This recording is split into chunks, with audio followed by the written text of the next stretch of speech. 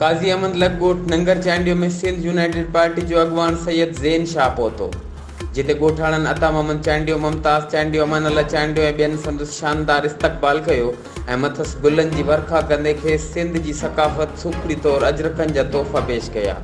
हुन मौक़े ते सैयद ज़ैन शाह ॻाल्हाईंदे चयो, तव्हां जेके सिंध सां मोहबत रखो था उन लाइ सिंध जे ॿियनि मसइलनि ते बि ज़ाहिर करणु घुरिजे। हिननि जो वधीक चवणो ज़ालिम ऐं मज़लूम हक़ ऐं नाहक़ आहे, उन करे असांखे ज़ालिम ख़िलाफ़ मज़लूम सां हक़ ते गॾु बीहणु घुरिजे।